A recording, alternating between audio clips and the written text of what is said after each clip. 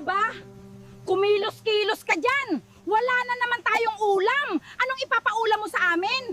Alam ko namang pobre ka. Alam ko namang mahirap ka. Bakit ikaw papiliin ko? Nagsisisi ako ngayon sa'yo. Sawang-sawa na ako sa araw-araw ganito. Ayoko na ng ganitong buhay.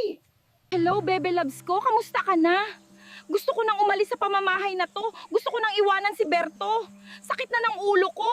Baby loves ko, konting tiis na lang magkakasama na tayo.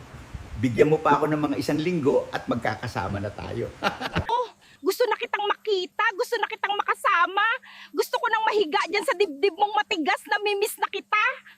Bebe Labs, gusto na rin kitang makatabi, makayakap sa tuwina. Ako'y nanungulila na sa tuwing maririnig ko ang iyong magandang boses. Ang aaga-aga, nakagaya ka Saan ang punta mo? Lalayas na ako dito. Bahala na kayo sa buhay nyo.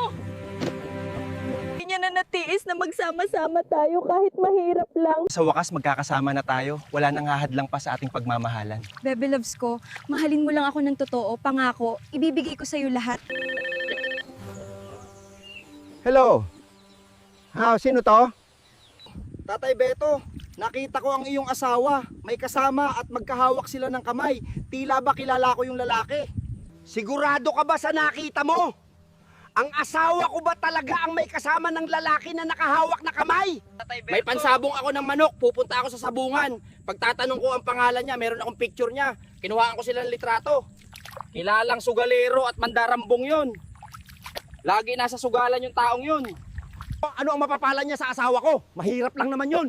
Anong plano nila? Teka, sandali lang. Titignan ko yung titulo ng lupa ko. Baka kinuha niya. Hello? Hello? Nasaan ka na? Nawala. Ano kaya nangyari? Kinabahan ako bigla.